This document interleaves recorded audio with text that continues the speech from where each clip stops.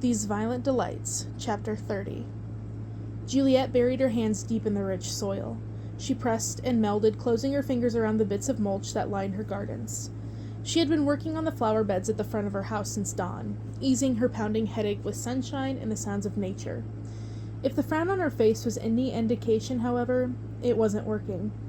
When she had gardened as a child, cleaning the soil beds with fistfuls of dead petals clutched in her fists, it had meant that she was in a bad mood, and that she was trying to work off her aggression without shooting her pistol. It was practically scarlet urban legend. Speak to Juliet when she had a plant in her hand, and risk the consequences. Nobody had tended to these gardens since Ali bled to death in them. Juliet breathed out deeply. She unwrapped a small purple hyacinth, setting it neatly on the table as she dug. Before the bulbous flower could misalign and tip over, Juliet pushed the soil back into the hole. She wished she could fill herself up like this. She wished she could press mounds of rich soil into the gaps of her heart, occupying the space until flowers could take root and grow roses. Maybe then she wouldn't be hearing Roma's voice in her head over and over again, taking up every inch of her thoughts. Juliet's knees were covered in little scarred-over scratches. She had fallen a quarter of a mile away from Mantua and stayed there with her palms grazing the gravel, her dress soaking up mud and rainwater. It had stung badly during the rest of her trek home, but the pain now was good. The coolness of the earth underneath her, the morning sun cutting a golden line down her face, and the crisp sharpness of the little rocks and twigs digging into her skin. It reminded her that she wasn't untethered from space itself and floating up into the clouds. It is all I can give you. None of this made any sense. If Roma Montagov had not hated her all these years, then why pretend he did? If he had hated her all these years, then why say such things now? Why pretend, with such agony in his words, that his betrayal had hurt him just as much as it had hurt her? I had no choice. Juliet gave a sudden scream, smashing her fists into the soil. Two maids worked nearby jumped and skittered away, but Juliet paid them no heed. For crying out loud, she had already done this 4 years ago. She had long ago drawn up 2 columns in her head, Roma's actions and Roma's words, utterly unable to pit them against each other, unable to comprehend why he would betray her when he said he loved her. Now she could not fathom him yet again, could not align the way he reached for her with the hate that he claimed to possess, could not understand the sadness in his eyes when he spoke of her being a new, cold Juliet he could not bear to see. It is never as simple as one truth. Nothing ever is. Juliet grabbed the shovel beside her, the anger in her veins raging to a crescendo. Planting flowers was child's play. She staggered to her feet and raised the shovel instead, smashing the lip of the metal hard into the pots that she had just spent hours making beautiful.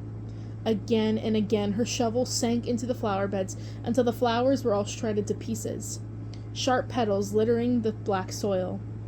Someone called her name from afar, and that mere summoning incensed her even more, to the point where she turned around and made a new target out of the first thing her eyes landed on, a thin tree that was twice as tall as she. She stormed toward the trunk. She raised the shovel and thwacked and thwacked and thwacked. Juliet! The shovel snagged mid-motion. When Juliet whirled around, she found Rosalind's delicate hand and her manicured nail gripping the shovel hard, holding it back from another gouge upon the tree. "What is wrong with you?" Rosalind hissed. "Why have you become unhinged?" "Leave me be," Juliet replied sharply. She tugged the shovel from her cousin's hands and hurried inside the house, leaving a track of soil and the gardening material in the foyer, hardly caring about the mess she had made as she trekked up to her bedroom. There she found her most drab, oversized coat and tugged it on, hiding her dress and hiding her face, covering every element that gave away her stature. Almost out of habit, she pulled the hood on, too, to cover her hair, but that was unnecessary. She hadn't styled her signature finger waves. Loose black locks of hair brushed her neck instead. Juliet touched a strand that sat above her ear and gave it a tug, as if to check if it was real.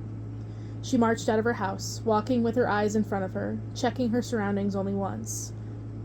Was she still being followed? She hardly cared. Not when her heart was pounding a war cry in her ears. Not when she could not stop clenching her fists, a desperate effort to distract her trembling fingers. Juliet had always prided herself on her priorities. She knew how to cite what was important, like explorers knew how to cite the North Star. Her city, her gang, her family, her gang, her city. But couldn't explorers still find the North Star if the whole world turned upside down? One ragged boot in front of the other, Juliet walked. At some point she passed through the Bund, weaving through the motor vehicles that pulled in and out of their parking spaces hazardously and merged onto the neatly pressed roads like a zip. Dimly, Juliet wondered what it would be like to cease walking toward the air and air sideways instead, right down to the wharves into the river. She could just keep going and drop sight straight into the river, becoming nothing more than another box of lost stock, another stray mark on the catalogs, another statistic of lost revenue. Juliet moved on from the Bund, out of the international settlement, and onto Whiteflower territory at last. She pulled her hood higher.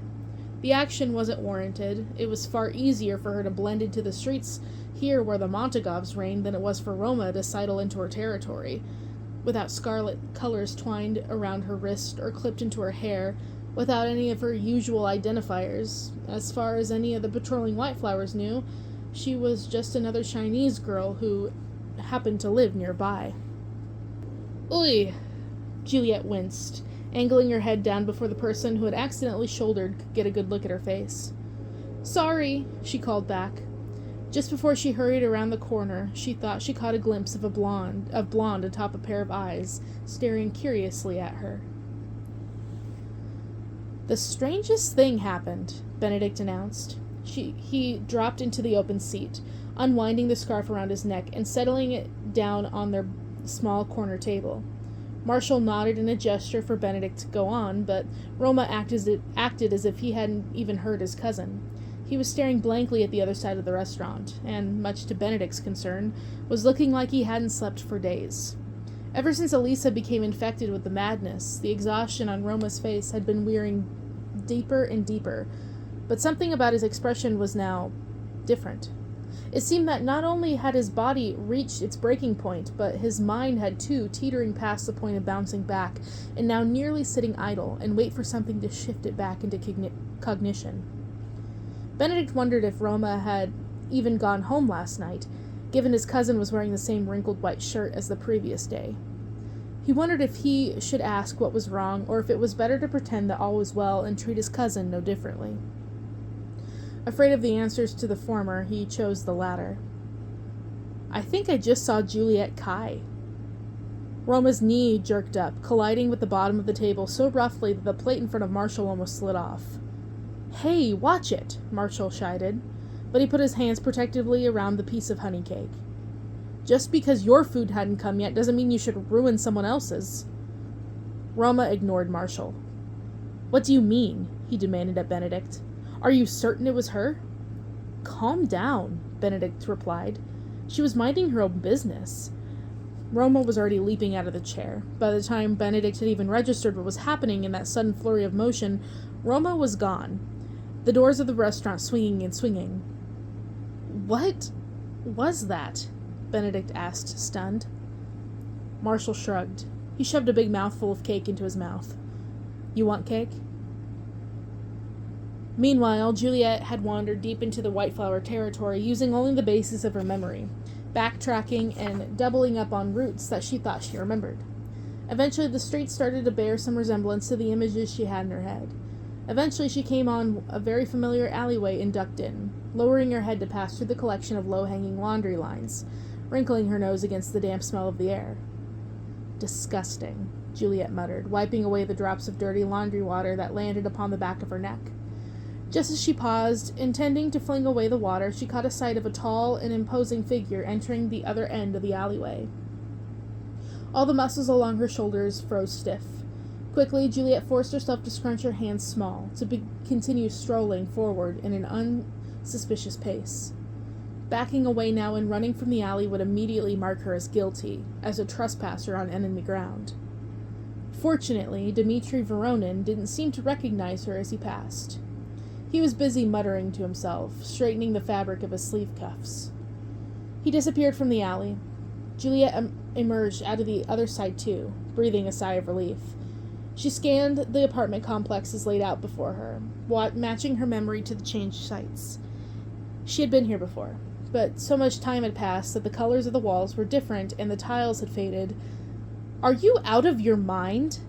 Juliet gasped, barely registering Roma's voice before he had looped an arm around her waist to drag her aside, hauling her into the alleyway by the apartment building. When Juliet struggled back onto her own feet, she barely stopped herself from stomping on Roma's toes. "I can walk, thank you," she hissed. "You seem to be taking your sweet time lingering in a full view of every single window in my house," Roma hissed back. "They will kill you, Juliet. Do you consider us a joke?" "What do you think?" Juliet shot back. "All my dead relatives would say otherwise." They both fell silent. "What are you doing here?" Roma asked quietly. His gaze was focused on a point just above her shoulder, refusing to make direct eye contact. But Juliet was looking right at him. She couldn't stop looking. She looked at him, and she wanted to burst with all that she wanted to say, all that she wanted to hear, all that she wanted to be rid of. Everything was tight. Her lungs, her skin, her teeth. She was too big for her body, bound to erupt into pieces and become a segment of the natural world growing in the cement cracks. "I'm here," Juliet managed, "because I am sick to death of running away and remaining in ignorance. I want the truth." "I told you, I cannot do this!" Juliet had started yelling. She had not intended to yell, but she was. 4 years of silence escaping all at once. "Don't I deserve to know? Don't I deserve at least a modicum of what the hell was going through your brain when you decided to tell your father exactly how to set an ambush on my—" Juliet stopped mid-sentence, her eyebrows lifting so high they disappeared into her bangs. There was a blade held to her heart. Roma was holding a blade to her heart, his arms straight and long. A beat passed. Juliet waited to see what he would do, but Roma only shook his head. He suddenly felt so much like his old self again, like the boy who had kissed her for the first time on the rooftop of a jazz club, like the boy who didn't believe in violence, who swore he would rule his half of the city one day with fairness and justice. "You're not even afraid," Roma breathed, his voice hitching. "And do you know why? Because you know I cannot push this knife in. You have always known, and even if you doubted my mercy upon returning, you discovered what the truth was pretty soon, didn't you?" The tip of the blade was ice cold even through her dress, almost soothing against the hot flush emanating from her body. "If you know that I will not be fearful," Juliet asked, "then why hold your blade out?" "Because this—" Roma closed his eyes. Tears were falling down his face. "This is why my betrayal was so terrible. Because you believed me incapable of hurting you, and yet I did." He pulled away then, removing the tip of the blade from her heart and letting the cold air rush to fill the space. Without warning, Roma turned and threw his knife. It sank to the hilt, the whole blade embedded into the opposite wall. Juliet watched it all numbly, like she was some specter floating high above. She supposed she had expected this. Roma was right. She could not be afraid even when her life was in his hands. After all, she had been the one to walk her life into White Flower territory, to place it upon waiting palms. "Then why?" she asked. Her voice came out a rasp. "Why did you do it?" "It was a compromise." Roma scrubbed at his face harshly. His eyes slid to the mouth of the alleyway, checking for threats, checking that they were uninterrupted, unwatched. "My father wanted me to kill you outright, but I refused." Juliet remembered the white flower lying on the path of her house, the note written from Lord Monsegov. It had been dripping with mockery. "Why not?" A hard laugh. Roma shook his head. "Must you ask? I loved you." Juliet bit down on her tongue. There was that word again. Love. Loved.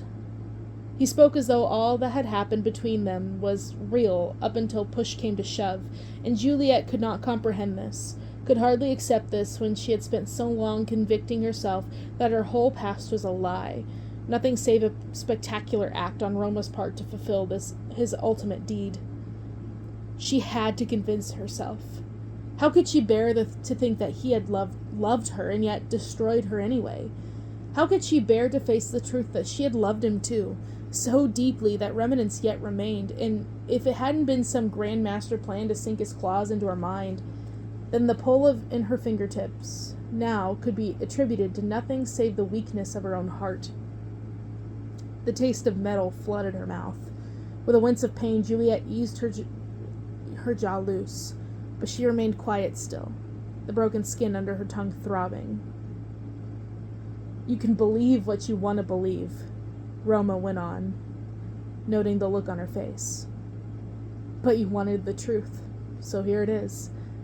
My father found out, Juliet. Some spy reported to him that we were lovers, and to rid the Montagov name of insult, he gave me a knife." Roma pointed to the knife in the wall. "To sink into your heart." She remembered how deeply Roma had feared his own father, had feared the feats that the White Flowers were capable of. She remembered how Roma used to ponder day in and out the ways he could manage things when the White Flowers came under his hand. And she remembered her own fondness for such ambition, that spark of hope flaring in her chest every time Roma said that the future was theirs, and that the city would be theirs one day, united as one, as long as they had each other. Juliet stared at the knife at the wall. She whispered, "But you did it." "I didn't," Roma echoed. "I told him I'd rather take my own life, and he threatened exactly that. My father had been waiting for me to screw up since I was born, and it finally happened. He said he could launch a hit on you." "He couldn't have," Juliet interrupted. "He doesn't have the power." "You don't know that." Roma's voice cracked, splitting apart into fragments. He turned away again. He spoke while facing the mouth of the alleyway. "And I didn't know that either. My father, it may not seem like it because he does not act on it so often, but he has eyes everywhere. He's always had eyes everywhere. If he made up his mind to kill you as he promised, if he wanted to set the scene to look as if we had both killed each other in the middle of Shanghai and kick off the blood feud to new heights, then he could do it. I have no doubt. We could have fought him." Juliet did not know why she bothered offering solutions to a situation long past. It was instinct at this point, a way of protecting herself from the possibility that Roma had, perhaps, made the correct decision. "Lord Montagov is still human. He could have taken a bullet to the head." Roma choked out another laugh, utterly devoid of humor. "I was 15, Juliet. I couldn't even defend myself against Dimitri's aggressive shoulder slaps. You think I could put a bullet through my father's head?" "I could have done it," Juliet wanted to say, but she didn't know if it would be wishful thinking, if she could truly have been capable enough before anger turned her skin from fire to hardened rock. Back when she had believed just as Roma did, believed that this divided city could be sewn back together. She believed it when they sat under the velvet night and looked out the haze of lights in the distance, when Roma said he would defy everything, even the stars, to change their fate in this city. "Astra inconsent," he would whisper in the wind, so heart-achingly sincere, even when quoting in Latin. "Sed non obligant." The stars incline us, they do not bind us. Juliet breathed in shallowly. She felt something inside her unravel. "What happened?" she managed. "What happened to change his mind?" Roma started rolling up his sleeves. He was looking for something to do with his hands, something to occupy his restless energy, because he could not stand there as Juliet did, a soldier turned to stone. "My father wanted you dead because he felt insulted. He wanted me dead because I dared rebel." A long pause. So I went to him and gave him a better plan, one that would cause more loss to the Scarlets, one that would put me back on his side. And Roma finally glanced at Juliet again, finally looked her eye to eye. It would hurt you more than death, but at least you would be alive.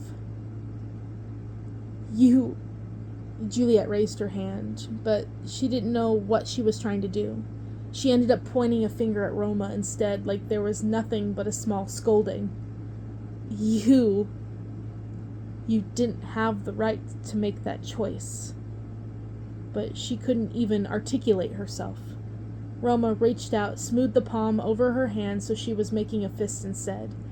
His hands were steady. Juliet's were shaking, repenting. I can't be sorry if you're looking for an apology, Roma whispered. And I suppose I'm sorry that I am not more sorry, but given the choice between your life and your Scarlet's, Roma let go of her hand. I chose you. Are you satisfied? Juliet squeezed her eyes shut. She didn't care anymore about what was dangerous, that she was breaking apart in the middle of White Flower territory. She pressed her fist to her forehead, feeling the sharpness of her rings dig into her skin, and breathed. Indeed, I never shall be satisfied. He chose me.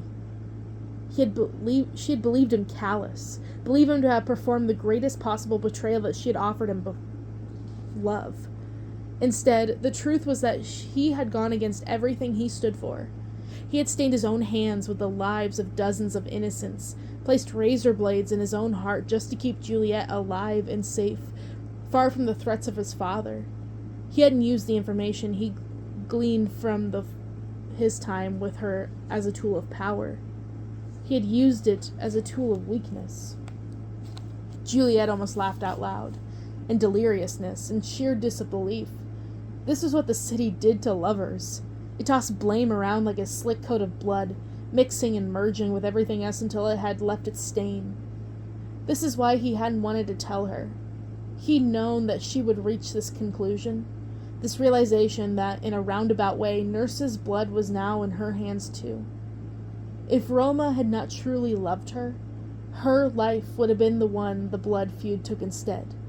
A simple, clean exchange. She opened her eyes and looked at the skies. Gray, dreary skies of the first day of October. Down here in the shadows of the cold alleyway, she could remain a lurker in the dark, could reach out and brush away the teardrop hovering at Roma's jaw, and know that nobody could act a witness. She resisted. Somewhere above, past these low clouds and brisk winds, the North Star was spinning, spinning atop the world with no regard for anything else. Her city, her gang, her family. Her family, her gang, her city. Very well. Roma blinked. I beg your pardon? Juliet returned her hands to her sides, smoothing down her dress. She tried for a smile, but she was sure she merely looked to be in pain. Very well, she repeated. We hardly have time to be wasting on our personal dramas, do we? Mystery solved. She walked over to the knife and pulled it out of the alleyway. It was beautiful. The handle was etched with a lily, the blade shiny, sharp, golden. This city was on their shoulders. They could not collapse now, no matter how badly Juliet wanted to lie down in the grass and become still for the next millennia. And no matter how much it pained her, she glanced over her shoulder and looked to Roma. Looked upon him right as he settled his mask back on, as he turned from mournful to cold once more. You chose me 4 years ago. Would you choose me still? Would you choose this version of me, these sharp edges and hands far bloodier than yours? Her city, her gang, her family. The better thing to do now would be to walk away from anything that would distract her from what was important. But she couldn't. She hoped. And hope was dangerous. Hope was the most vicious evil of them all, the thing that had managed to thrive in Pandora's box among misery and disease and sadness. And what could endure alongside others with such teeth if it hadn't been a ghastly claws of its own? We still have a monster to catch. Juliet said firmly, even knowing better. Qinghua Miao is in White Flower territory. Let's go. She feared Roma would say no, that he would walk away even if she couldn't. There were so many people bustling about Qinghua Miao on the daily, Chinese or otherwise, that it would be impossible to keep the Scarlet Gang out. She did not need Roma's help to find the Larkspur at this stage. They did not have to keep cooperating. He knew this. Roma's eyes were blank. His posture was easy, spine straight. Let's go, he said.